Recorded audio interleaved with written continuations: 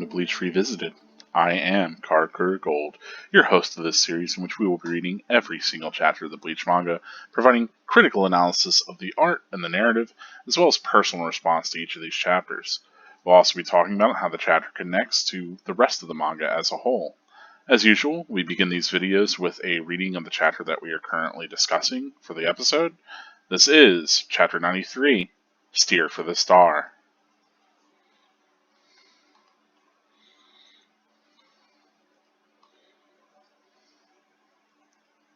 Get out of here. You two wouldn't happen to be the Ryoka? No, you couldn't be. Are you? Okay, out of our way. Your friend here gets it. Ah! Bleach, Chapter 93, Steer for the Star. What are you doing? Huh? What do you mean? We totally have a hostage? Do we look like we're his friends? They're not? I'm with the 4th Company, and they're with the 11th Company. We of the 11th Company are the ultimate combat unit of the 13 Court Guard companies, whereas 4th Company is so weak they're only fit for relief work. They're dead weight. Therefore, we of the 11th Company hate the 4th Company. Go ahead and kill them. That'd be like a bonus for us. No! Wait, you guys want us to kill him? That's totally heartless. You got that right. Come on, kill them. Darn. We'll just have to fight our way out. What was that? I don't know, but half of them are gone. Now's our chance. Ah! Ah!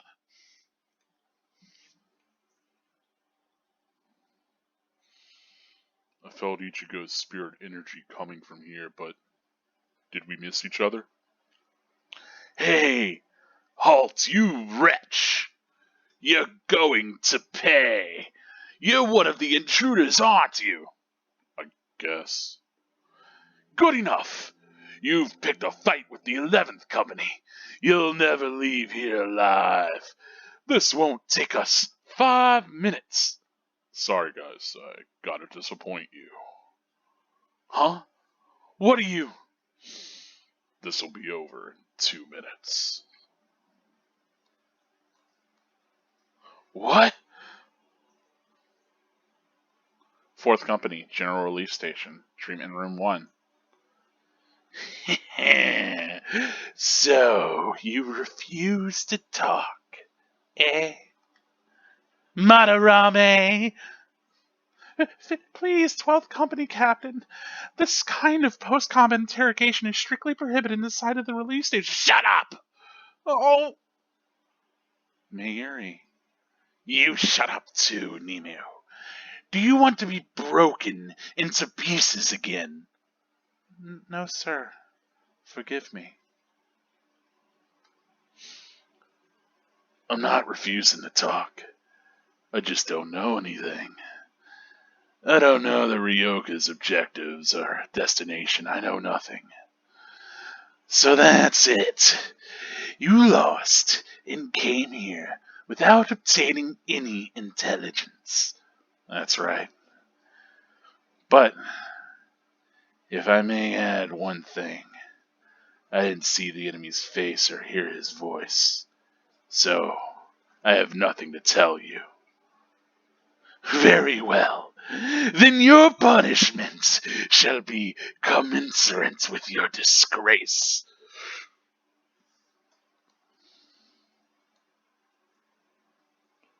This is irregular. When were you authorized to punish men from other companies? Kurosuchi, Zaraki.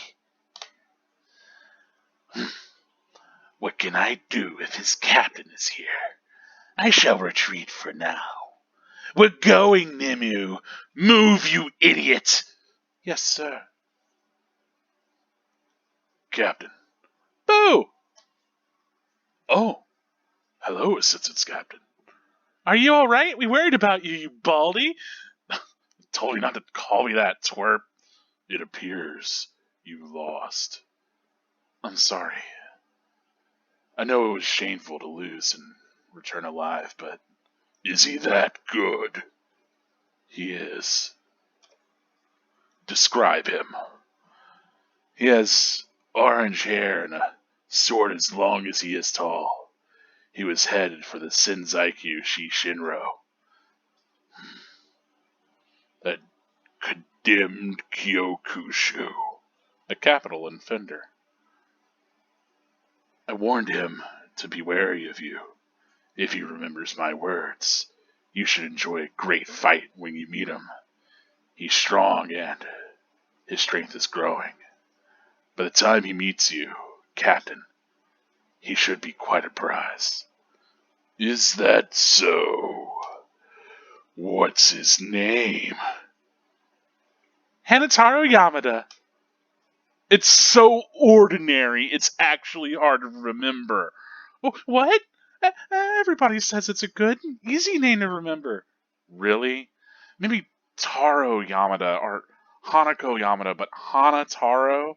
It just won't stick. Hey, you're our enemy. Why are you introducing yourself? Uh, well, I don't know. Why do you bring this guy? I was distracted. I dragged him along without thinking. Whoa. Even if we know Ruki is in this White Tower, which road do we use to take there? I don't know. But we don't want to bump into one of the captains. If only we knew where they were, we could avoid them. Hey, this map doesn't even have roads. I feel stupid. Rukia? Shut up, we're in the middle of a strategy meeting. Actually, you could go. You're no good to us anyway. The person you're looking for, is it Rukia Kuchiki? I thought so. It is, isn't it? She's the sister of Captain Kuchiki of the Sixth Company. She's the Kyokushu. Then that White Tower is the Senzaiku. I know a secret path to that tower. Nurse. Back? That is it for Chapter 93 of Bleach. Oh boy. I can't remember the title. Something about Dragon the Star? See the Star? Something about stars? It's gonna be a rough one for me. Let's get back to the beginning. Steer for the star. There we go. Anyway, quite a little bit happening in this chapter, a little bit to discuss. I'll try to keep it brief, but as always, if there's anything that you notice that I do not mention, feel free to bring it up in the comments. I always do like taking this discussion a little bit further, and I feel like the comments are a wonderful forum for that to happen. Anyway, so we start where we left off the previous chapter. We're just coming back in. I love the smug face on Ganju here, but also we get this reiteration of Ichigo having his arm wrapped into the fight with Ikaku as he's grabbing Zangetsu. So I think it's just like an effective kind of portrait of our characters as we're sort of building the Ryoka inside of the like the mythos almost. Like we know these characters, but it's really cool to get to see our characters from the perspective of someone that's outside of it, and that's kind of what we're getting here as Hanataro Yamada is stumbled forward, and of course he is immediately taken hostage. Once again, I do love that Ganju and Ichigo are such a stupid just himbo clique. I don't know. I'm about it though.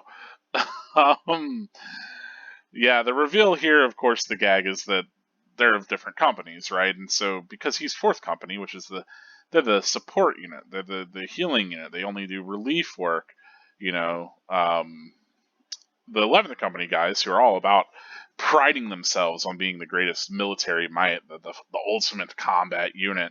That's why you're an 11th company, is that you are a fighter. They really kind of look down on the fourth company. They see the fourth company as pointless, as useless.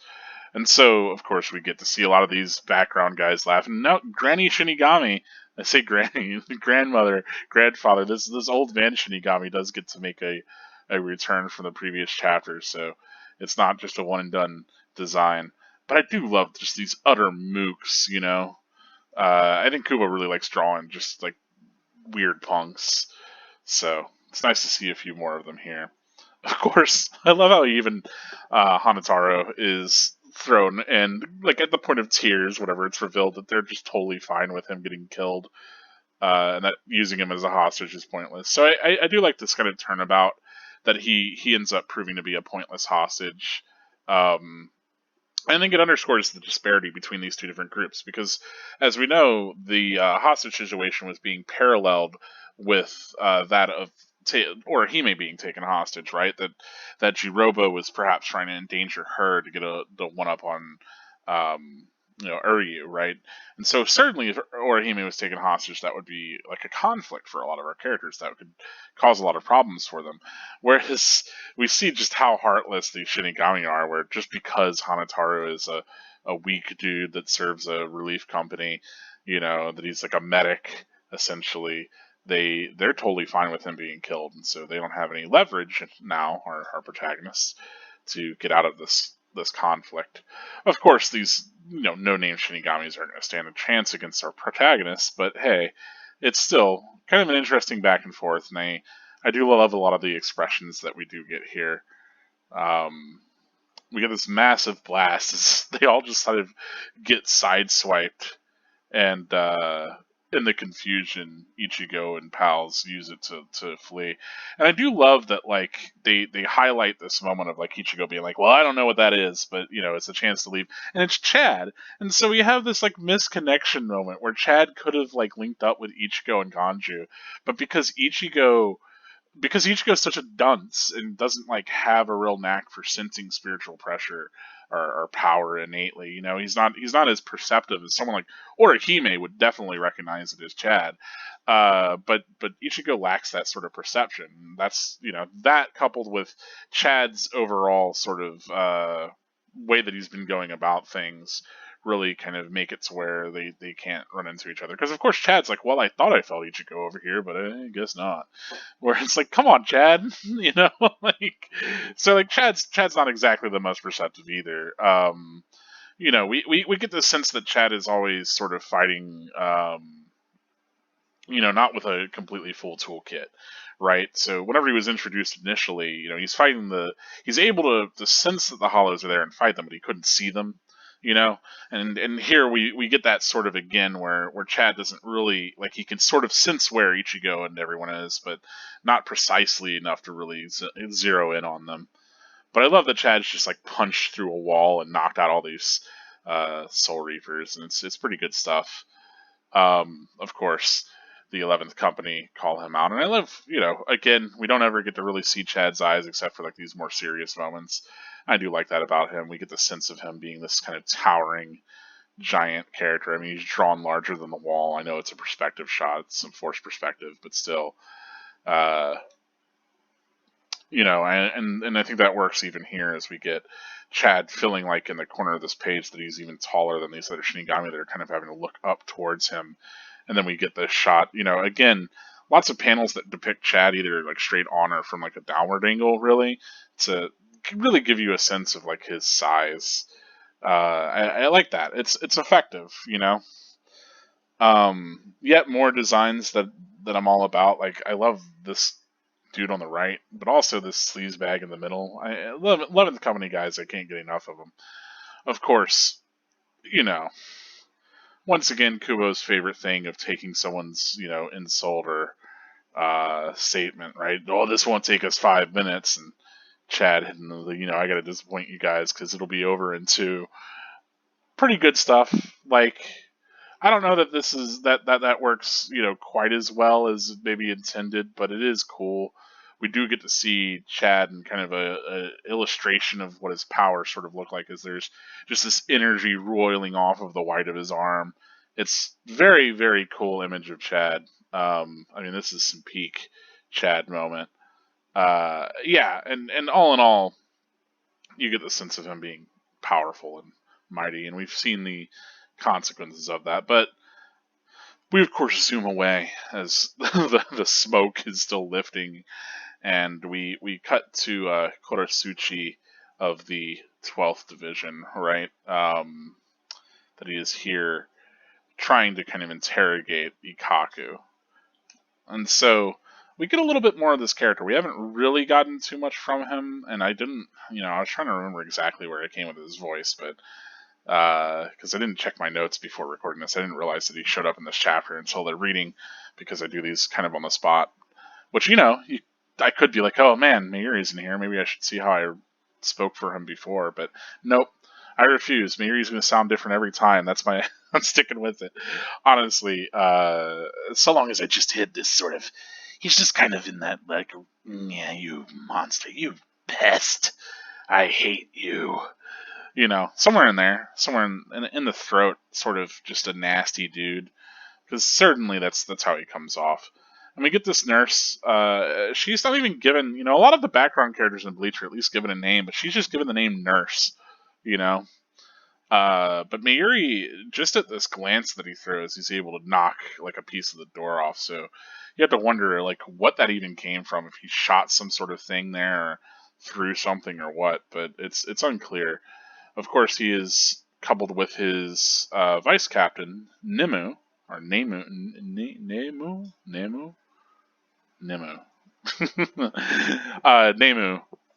Probably. I'm probably gonna say Nemu because that seems a little bit more into the English pronunciation. Nay is right. So it'd be Nemu, Nemu. Anyway, like Hatsune, Ne. The E sound is always gonna be like an E. So it's Nemu. Anyway, Nemu. Whenever I say Nemu, it doesn't sound quite right to me. Because I'm trying to, again, like the differences in Japanese, you have these consonant vowel pairs, right? So it would be ne, mu. And so you'd just be Nemu. But in English, we tend to make like pairs of a lot of our sounds. Well, technically, because our language isn't as phonetic as Japanese, it's not the same. We have an alphabet. Um, Whenever we make words, we have different amalgamations of sounds. And so for the English, it would be natural to read nim as one thing, and the U as a separate, so it would be nemu, nemu, which is different from the Japanese, which is nemu. Language aside, linguistics aside, nevertheless, we also get confirmation. I think this is the first time that it actually gets mentioned that Mayuri's name is Mayuri, which I'm so used to calling the character Mayuri that I'm pretty sure that I accidentally called him Mayuri in a previous episode, like as a slip up in like one of the non spoiler parts. But yeah, Captain Kurotsuchi Mayuri.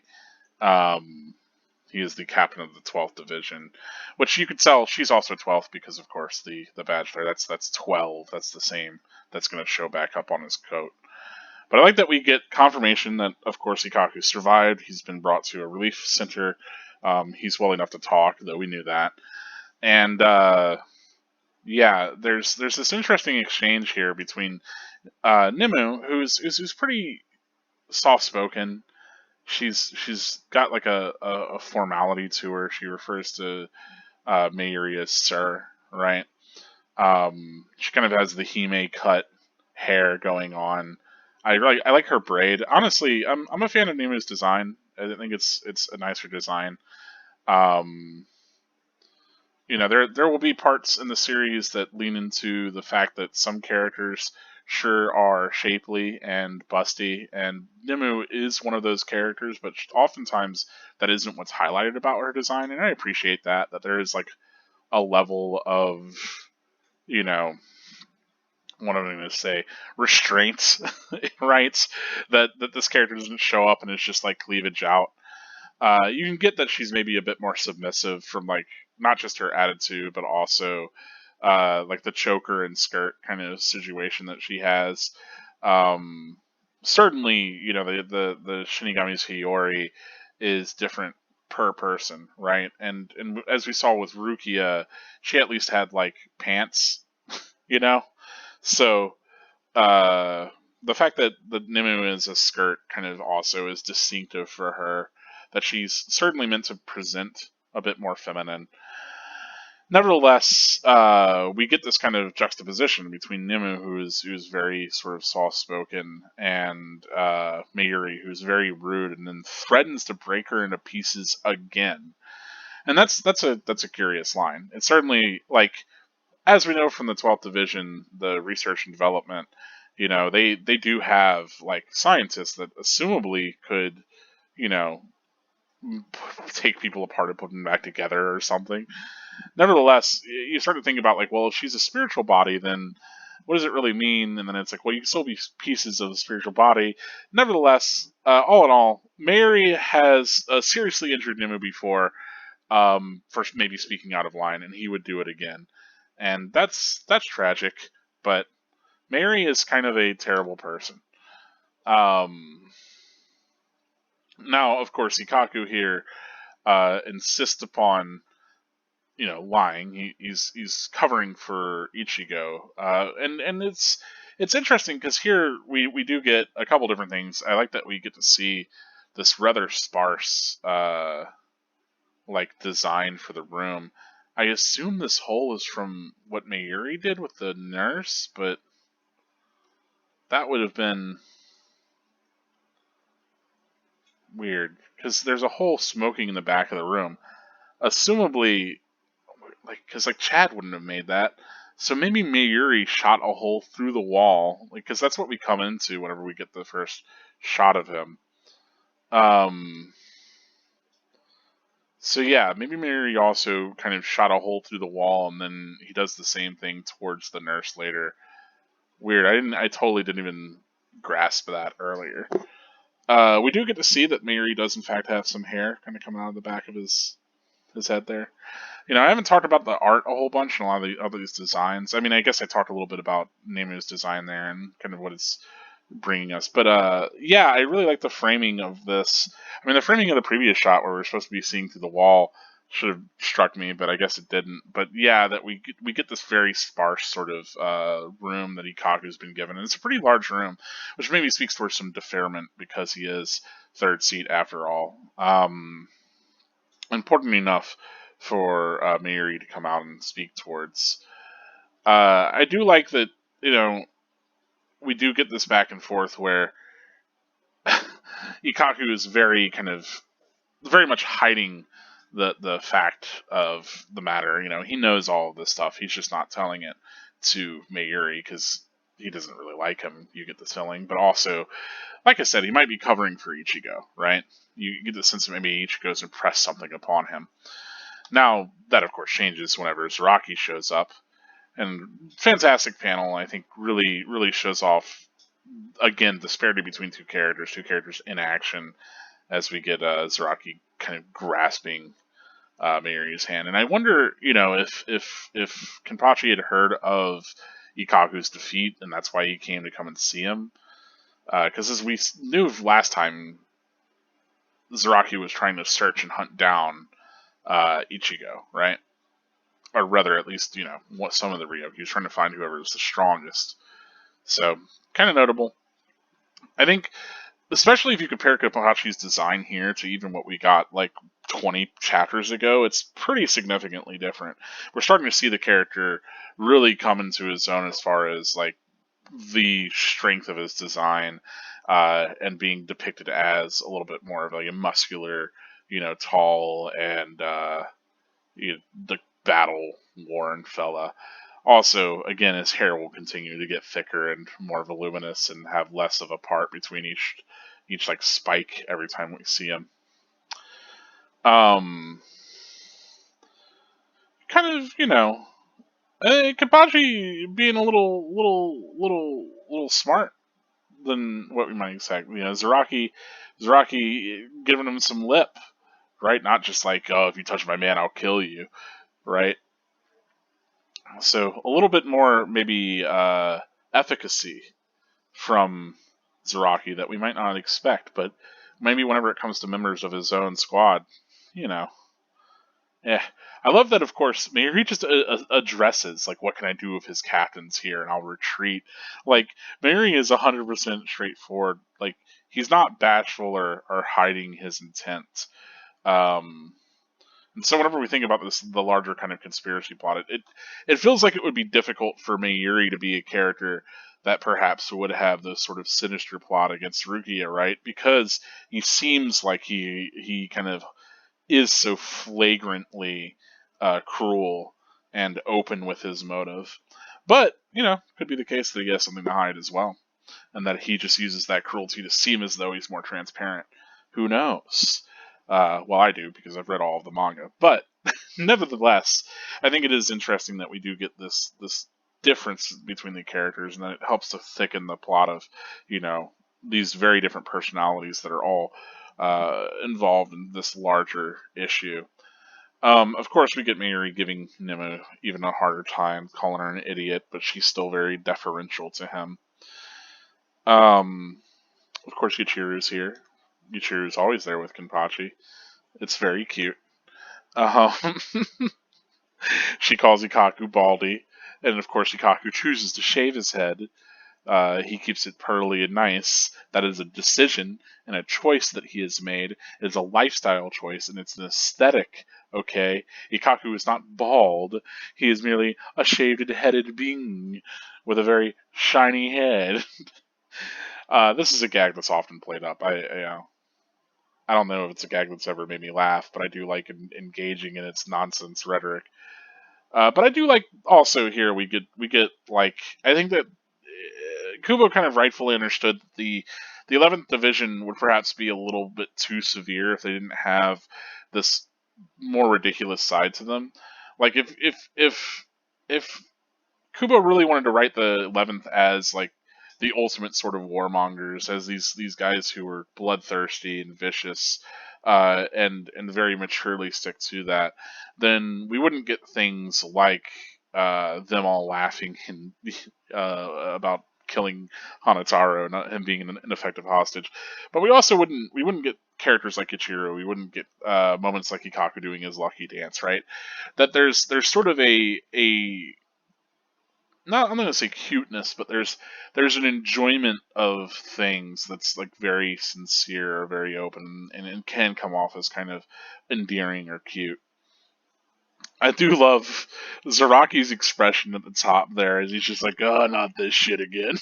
It really does make me cackle seeing him make this face with Ichiro just kind of popping up to being all bubbly. But I do like, especially coupling Ichiro so heavily with Kenpachi, because Zaraki really doesn't seem like he's ever going to do something that's going to lighten the mood, right?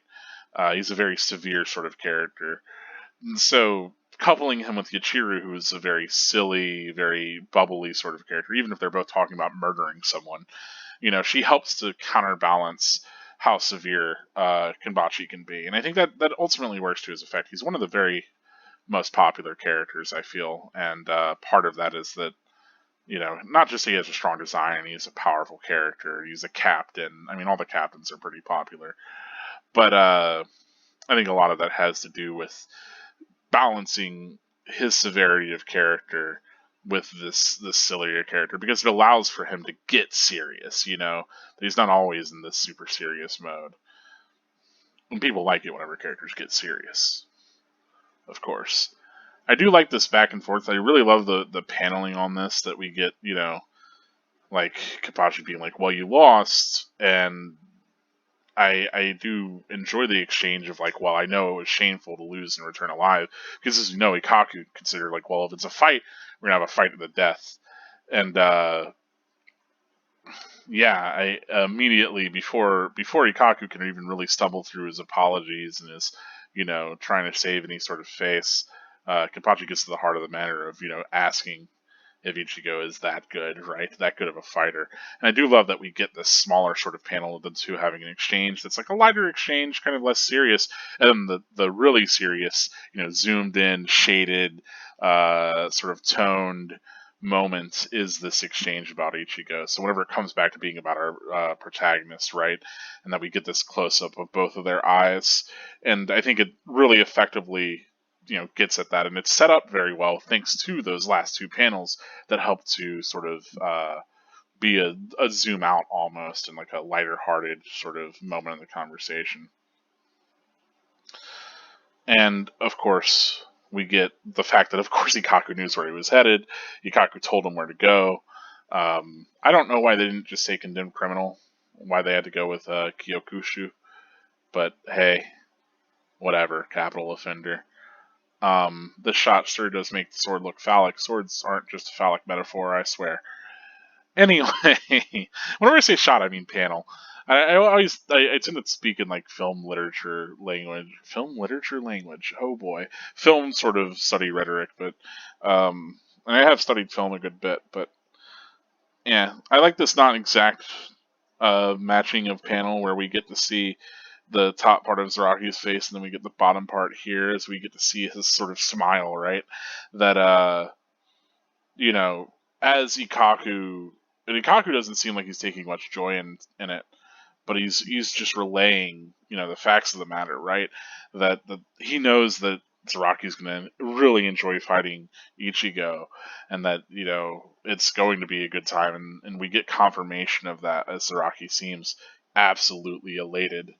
I love that smile, and so we get the full page of him just completely twisted, befanged grin as he's very excited to learn more about Ichigo because it's perhaps a worthy opponent for him, right?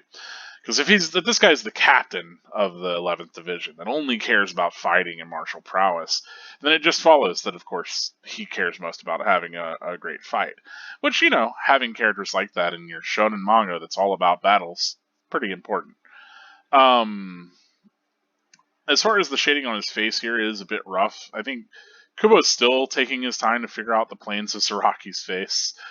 And it's wild. If you actually watch the Bleach rock musicals, the guy that plays Zaraki, I don't know if his face naturally looks that way or if they got some molding that just looks good for him. Of course, he has a ridiculous wig, but that guy's got such like a bony face structure, and it really works. Highly recommend. I'll make a video on one of those, soon enough. The only reason I haven't is because, of course, they contain spoilers that go beyond what we have read so far in Bleach Revisited. But once we finish this arc, then I will certainly be talking about a couple of the Bleach rock musicals and maybe even some of the other Bleach movies. But nevertheless, I love this expression from Shiraki. I do wish that there was a little bit more. You could see that there's like some places where the shading's darker, lighter, or completely left white, and I think that's effective. Certainly here. One thing that I will say that I wish was a little bit more the case is that we get this here. You can see that there's not really an outline for where the shadows edge out, whereas here you could see like places where Kubo clearly drew like the crease for where the shadows should be and use that as a sort of guideline. I don't know. You don't really need to have that crease so long as your other lines are there. It's in like some ways it works, in other ways it doesn't for me. You want also like there's like an element of it that I do like. Like typically, if you want to have kind of effective line work, you want to care about. You want to pay a lot of attention to your line width and use a varying width, and that can be really important with shading. And so there are like moments here where it's like a bit thicker and then it thins out and then it becomes thicker down here, which I do like that element of it. But yeah, all good stuff. I love, of course, that he asks, like, oh, what's his name? And then we get the immediate juxtaposition of Hanataro Yamada as we get to know Hanataro's name. And now, to kind of get into a little bit of the gag of it being really ordinary or whatever, I mean, his name is essentially like, like what would you even say, like, because Hana is a very common sort of prefix for names like Hanako or Hanabi. You'll see Hana in a lot of names. they mentioned before Uno Hana is a character that is in here, right? So Hana shows up a lot in names. Refers to flowers, I believe, most of the time, but it could have other, significance. Nevertheless, like Yamada, I assume is just like a fairly familiar name otherwise, but yeah, Hanataro. Taro is essentially just boy, right? So, like, this is like basically this guy introduces himself with like a name like as common as like he's like, oh yeah, man, I'm Eric Joseph Smith, like whereas like we have characters running around with like names like Ichigo and Ganju, right? So it'd be as if you were reading something in English where you have like a character like your characters like Xavier and Vincent, and they take this guy hostage and they're like, okay, what's your name? And he's like, I'm Joseph. you know, I'm Randall Joseph Estevez. No, Estevez would be maybe significant. Just say like I'm Randall Joseph Thomas, something like that. But yeah. So there's a bit of a joke that maybe is a little lost on a non-native speaker, someone who isn't culturally from Japan, who really gets the feeling of Yamada Hanataro sort of having a very very kind of excessively mundane name. Because he's got a very simple design, and I think that's kind of the point that he's supposed to be just kind of like a guy. I love his, everybody else says that it's a good and easy name to remember. But yeah, the reveal, of course, that Ganju kind of just was already holding on to him and dragged him along is good stuff. Ultimately, I think Hanataro does make for an interesting kind of third member of this group, right? That we have Ichigo and Ganju who sort of butt heads and have a lot of similarities, but Hanataro is as a healer, but also as somebody who's in the know for Soul Society, but also seems to be a little bit more of a meek and weaker character who doesn't really assert himself.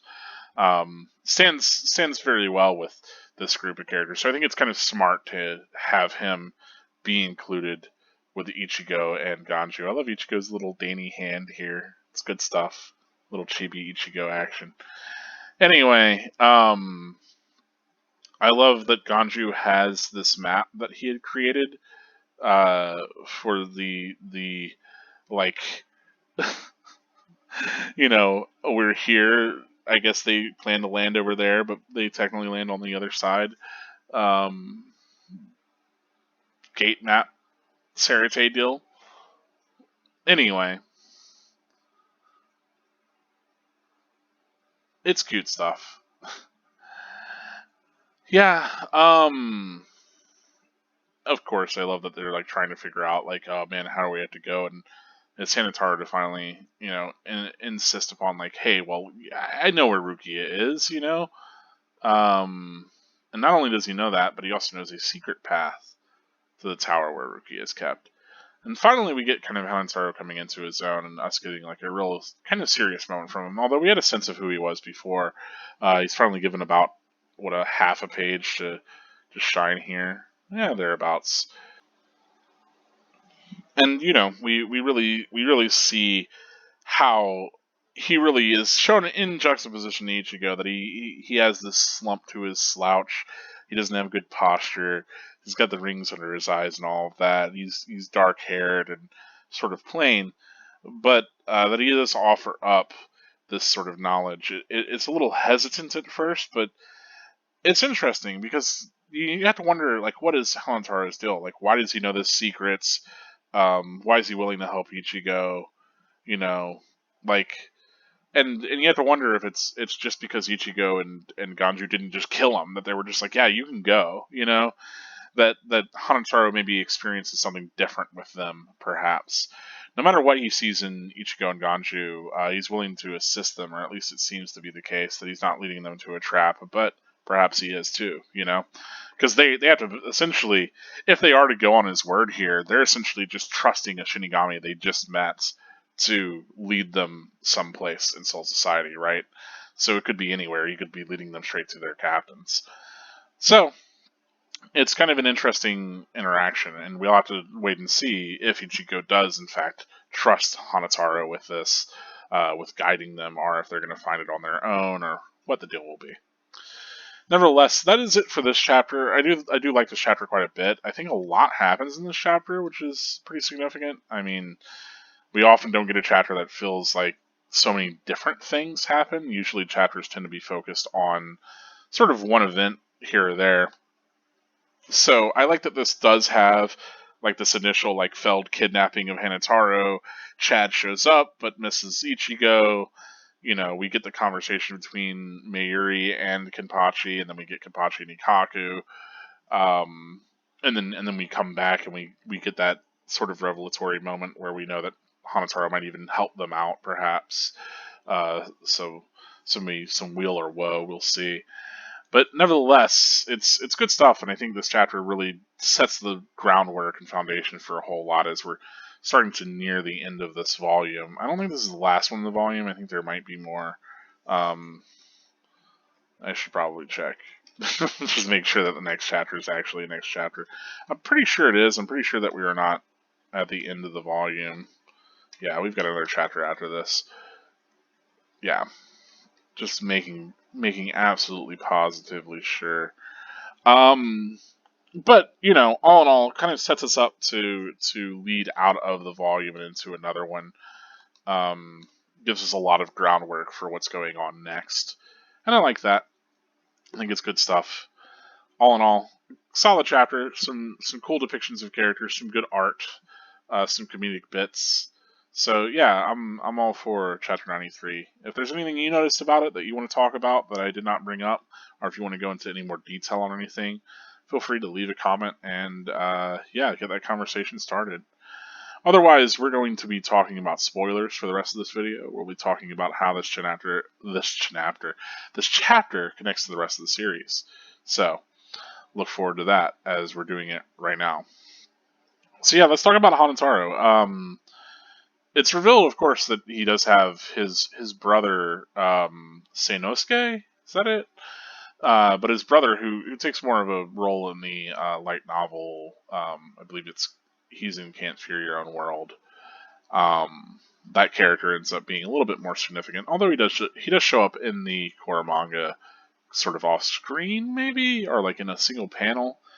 Nevertheless, Hanataro does have like these sort of familial connections and some other things going on, which might explain the secret path that he knows. I don't remember the justification for him knowing this sort of sewer path or whatever it was to get to the tower. But, of course, a really kind of sad moment is the 11th Division guys are totally fine with the 4th Company getting slaughtered. It's really interesting because it sets up this like early juxtaposition between the two, and like how like they consider the fort to be useless, and that maybe is born a little bit out of Kenpachi Zaraki's sensibilities, right? That he's all about fighting and having a big fight with a worthy opponent, and you know, this sense of like, oh, we'll weigh somebody off of how strong they are. Whereas Unohana, who we know is the captain of the 4th, Retsu, the original Yachiru, and Kenpachi, right? That she not only is a part of the 4th now, which so the common 11th guy is a fool in saying any of this stuff, but also that part of why she started to value healing was as a means to prolong combat, right? So that she may fight more and more, and that her opponents can continue to fight, so that she can really savor the depths of combat by continuing to keep people alive. So it's kind of interesting whenever you consider that angle, that they have this sort of contention between the two of them. The 11th hates the 4th. Whenever the 4th just is there to kind of help everyone out. It's a neat sort of dynamic that they have, especially considering Unohana's position. Yeah, I don't know. Like that's the other thing that like I will say is that like I feel like a lot of people tend to have the take that like Unohana mellowed out, right? And that she's showing her true colors whenever we see her later. And I mean more on that when we get to that chapter years from now. But But I always saw it less as she's showing her true colors, and that who she really is this person who has found like peace during peacetime, and who like has turned to healing and prefers to keep others in the battle. And then whenever she almost deems it unnecessary to draw her sword unless she really truly needs to encounter a foe, because like it's beneath her almost to engage in a fight, right? Like I feel like that she like the Unohana that we see throughout the series is so like peaceful and even tempered because nothing excites her anymore, because she's already like fought literally anything that could be a challenge. And like really until she fights Saraki and like truly trains him, and even then like as she's fighting him, she like she's absolutely cutting him down and capable of just wiping the floor with him. And it's wild to think about because, you know, you think about Saraki, he's like one of the most powerful characters that we have going into the Thousand Year Blood War, and Unohana just fucking like could easily murder him 10 times over because he's dulled that edge of his that he had whenever he was a child, which is an interesting concept. But yeah, so like, you know, a lot of people will be like, oh well, she's truly like 11th, but I feel like Unohana represents this approach to healing and this approach to pacifism, that is sort of still sadistic, if that makes sense. That like, you know, she's pacifistic because she can't have a good fight, and so therefore she's kind of cultivating that in others, continuing to keep them alive, so that maybe one person will reach that elevated height to where she can enjoy a fight again. And it feels like a really natural extension of the sort of thing that Kenpachi was going through, right? Or whenever I say Kenpachi, I mean Zaraki. That Zaraki was going through, where Zaraki very much is like constantly trying to handicap himself so that he can lower himself to the levels of his opponents so that he can have a more exciting battle, right? But instead of doing that, you know, instead of lowering himself to other people's levels, uh, you know, Unohana cultivates others to rise up to her. So really, she's the more mature of the two. But yeah, it's interesting nevertheless. I think her character is fantastically captivating one for someone who is relatively minor in the grand scheme of things. Do love Chad blasting. Chad's always blasting. Um, this is foreshadowing to how irrelevant Chad will be. You know, I could maybe speak towards maybe that he's using his arm to ostensibly do something destructive, but it does save Ichigo and friends. Therefore, he is still a protector. But that's a little bit of a stretch. Um, yeah, Mayuri is Mayuri. He's broken Nimmu before. We know this. I don't think we really have much to speak towards Mayuri kind of uh I don't know, having any sort of foreshadowing moment here.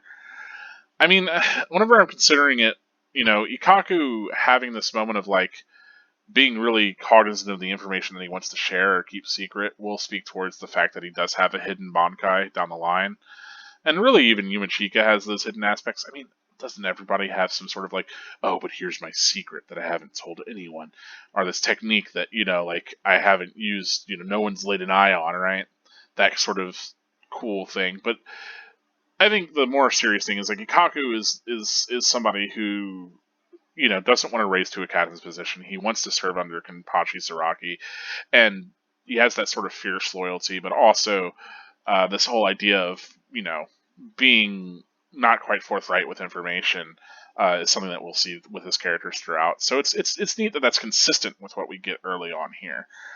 Um, of course, Mary is consistently a total ass. I do feel like Mary lightens up as the series goes on, but maybe that's just because he's put in more of a protagonist role than otherwise.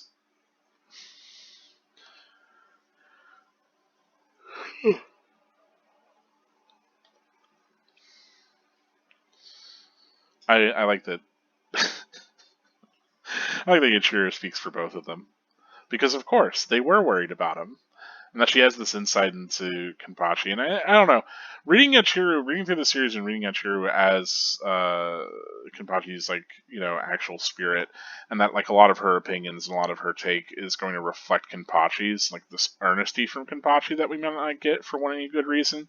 I think it's really cute. Like if you read Yachiru as Kenpachi, like having a voice that can't lie, that's just really cutesy. It's a totally different way to interpret this scene and like this character, right?